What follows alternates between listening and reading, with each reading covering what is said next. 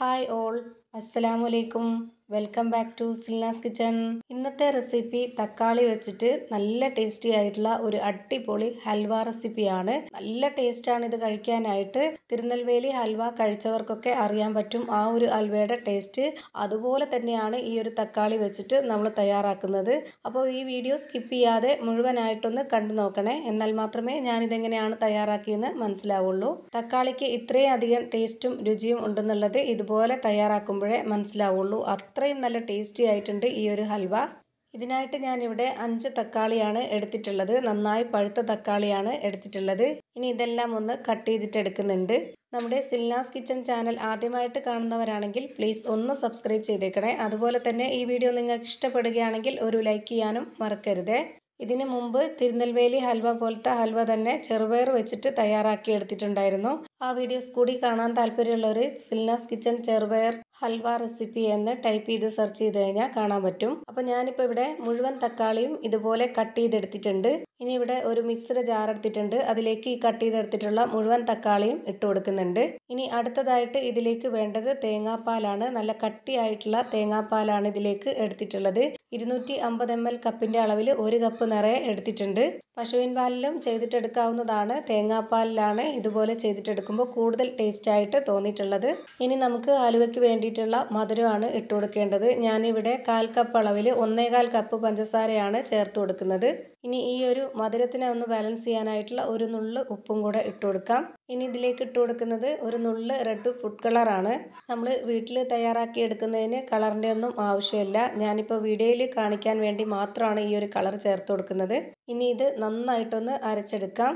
അരച്ചെടുത്ത മിക്സിനെ ഒരു പാത്രത്തിലേക്ക് അരിപ്പ് വെച്ചിട്ട് അതിലേക്ക് ഒഴിച്ചു കൊടുക്കുന്നുണ്ട്.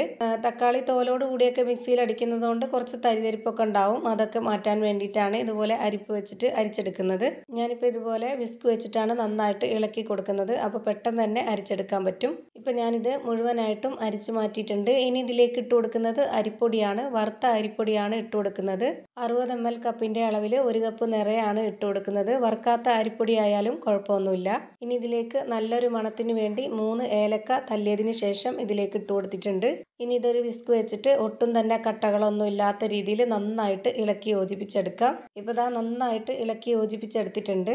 ഇനി ഇത് റെഡിയാക്കി എടുക്കാനായിട്ട് ഒരു പാൻ സ്റ്റൗവിലേക്ക് വെച്ചിട്ട് അതിലേക്ക് നെയ്യ് ഒഴിച്ചു കൊടുക്കുന്നുണ്ട്. 3 സ്പൂൺ അളവിലുള്ള നെയ്യാണ് ഇതിലേക്ക് ഒഴിച്ചു കൊടുക്കുന്നത്. നമ്മൾ സാധാരണ ഹലുവ ഉണ്ടാക്കുന്ന പോലെ ഒരുപാട് നെയ്യൊന്നും ഞാൻ ഇതിലേക്ക് ചേർത്ത് കൊടുക്കുന്നില്ല. ഈ ഒരു 3 സ്പൂൺ അളവിലുള്ള നെയ്യ് മാത്രമേ ഇതിൽ ചേർക്കുന്നുള്ളൂ. ഫ്ലെയിം ഓണാക്കിയതിന് ശേഷം ലോ ഫ്ലെയിമിൽ ഇട്ട് കൊടുത്തിട്ടാണ് ഈ ഒരു മിക്സ് ഇനി ഇതിലേക്ക് ഒഴിച്ചു കൊടുക്കുന്നത്. ഇത് മുഴുവനായിട്ടും ഒഴിച്ചു കൊടുത്തതിന് ശേഷം പിന്നെ നമുക്ക് വേണമെന്നുണ്ടെങ്കിൽ ഫ്ലെയിം കൂട്ടി വെച്ചേക്കാം. ഫ്ലെയിം കൂട്ടി വെച്ച് കൊടുത്ത ശേഷം ഇതുപോലെ നന്നായിട്ടൊന്ന് ഇളക്കി കൊടുക്കണം.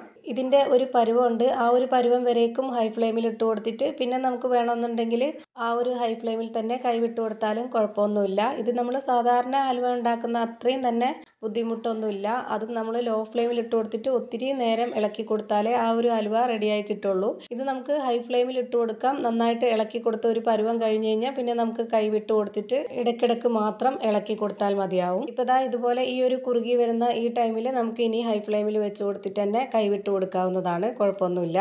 ഒരുപാട് സമയം ഇങ്ങനെ നിൽക്കരുത്, അപ്പോൾ കരിഞ്ഞു പോവും. ഒരു 20 സെക്കൻഡൊക്കെ ഇതുപോലെ കൈവിട്ട് കൊടുക്കാവുന്നതാണ്. എന്നിട്ട് വീണ്ടും ഇതുപോലെ നന്നായിട്ട് ഇളക്കി കൊടുക്കാം. ഇതുപോലെ നന്നായിട്ടൊന്ന് ടൈറ്റായിട്ട് വരുന്ന ഒരു പരുവം ഉണ്ടാവും. ആ സമയത്ത് നമ്മൾ സ്പാച്ച് വെച്ചിട്ട് ഇതുപോലെ ആക്കി കൊടുക്കുമ്പോഴത്തേക്ക് പാനിലൊന്നും ഒട്ടിപ്പിടിക്കാതെ നെയ്യൊക്കെ തെളിഞ്ഞു വരുന്ന ആ ഒരു ടൈം ആകുമ്പോൾ നമുക്കിതിലേക്ക് കുറച്ച് അണ്ടിപ്പരിപ്പോ അല്ലാന്നുണ്ടെങ്കിൽ കപ്പലണ്ടിയോ അങ്ങനെ എന്തെങ്കിലും ഒന്ന് പൊടിച്ചിട്ട് ഇട്ട് കൊടുക്കാവുന്നതാണ്. ഇതിട്ട് കൊടുത്തില്ലെങ്കിലും കുഴപ്പമൊന്നുമില്ല. പിന്നെ ഇതിൻ്റെ ഇടയ്ക്ക് കടിക്കാൻ കിട്ടുമ്പോൾ ഒരു നല്ല ടേസ്റ്റ് ആയിരിക്കും. അതിന് വേണ്ടിയിട്ട് ഇട്ട് കൊടുക്കുന്നതാണ്. ഇതും കൂടെ ഇട്ട് കൊടുത്തതിന് ശേഷം 1-2 സെക്കൻഡ് ഇതുപോലെ നന്നായിട്ടൊന്ന് ഇളക്കി കൊടുത്തിട്ട് പിന്നെ നമുക്ക് വേണമെന്നുണ്ടെങ്കിൽ ഫ്ലെയിം ഓഫാക്കി കൊടുക്കാവുന്നതാണ്. തിരുനെൽവേലി ഹൽവ എന്നൊക്കെ പറയുന്നത് സ്പൂൺ കൊണ്ടൊക്കെ കോരി കഴിക്കുന്ന അത്രയും നല്ല സോഫ്റ്റ് ആയിട്ടുള്ള വായിലിട്ടാൽ അലിഞ്ഞിറങ്ങുന്ന പോലത്തെ ഹൽവയാണ്. അപ്പോൾ ആ ഒരു പരുവത്തിൽ കിട്ടാൻ വേണ്ടിയിട്ടാണ് ഞാൻ ഇതുപോലെ ഫ്ലെയിം ഓഫാക്കി കൊടുക്കുന്നത്. നിങ്ങൾക്കിത് സാധാരണ ഹൽവയുടെ കട്ട് ചെയ്തെടുക്കുന്ന പരുവത്തിലാണ് വേണം എന്നുണ്ടെങ്കിൽ കുറച്ചുകൂടി നേരം ഇത് നല്ലപോലെ ഇളക്കി കൊടുത്താൽ മതി. ഫ്ലെയിം ഓൺ ആക്കി കൊടുത്തിട്ട് ഇനി ഞാനിത് ചൂടോടെ തന്നെ ഇതുപോലെ ഒരു പുഡിംഗ് ട്രേയിലേക്കാണ് ഒഴിച്ചു കൊടുക്കുന്നത്. ഇതിന് പ്രത്യേകിച്ച് ഷേപ്പുകളോ ആകൃതിയോ ഒന്നും തന്നെ ഇല്ലാത്തതുകൊണ്ട് തന്നെ നമുക്ക് ഏത് പാത്രത്തിൽ വേണമെങ്കിലും സെറ്റാക്കാവുന്നതാണ്. ഇനി ഇത് ചൂടാറിയതിന് ശേഷം വേറൊരു പാത്രത്തിലേക്കിട്ട് ഞാൻ കാണിച്ചു തരാം ഇതെങ്ങനെയാണ് ഇരിക്കുന്നതെന്ന്. ഇപ്പോൾ ദാ വായിലിട്ടാൽ അലിഞ്ഞിറങ്ങുന്ന നല്ല ടേസ്റ്റി ആയിട്ടുള്ള നല്ല പഞ്ഞു പോലുള്ള ഒരു കിഡിലൻ ഹൽവയാണ് റെഡിയായി കിട്ടിയിട്ടുള്ളത്. തീർച്ചയായിട്ടും ഇതുപോലെ നിങ്ങളും ഒന്ന് തയ്യാറാക്കി നോക്കണം. ഒരു തവണ തയ്യാറാക്കി കഴിഞ്ഞാൽ പിന്നെ എന്തായാലും നിങ്ങൾ വീണ്ടും വീണ്ടും തയ്യാറാക്കി കഴിക്കും. അപ്പോൾ ഇത്രയേ ഉള്ളൂ ഇന്നത്തെ വീഡിയോ ഇഷ്ടമായാൽ ലൈക്ക് ചെയ്യാനും കമൻറ്റ് ചെയ്യാനും ഷെയർ ചെയ്യാനും മറക്കരുത്. അതുപോലെ തന്നെ ഞാനിടുന്ന പുതിയ വീഡിയോസ് നോട്ടിഫിക്കേഷനായിട്ട് കിട്ടുന്നതിന് വേണ്ടി സബ്സ്ക്രൈബ് ചെയ്ത് ബെല്ലൈക്കൺ അമർത്തി അതിൽ ഓൾ എന്ന ഓപ്ഷൻ എനേബിൾ ചെയ്ത് കൊടുക്കാനും മറക്കരുത്. പുതിയൊരു വീഡിയോയുമായി വീണ്ടും വരും. Thank you for watching.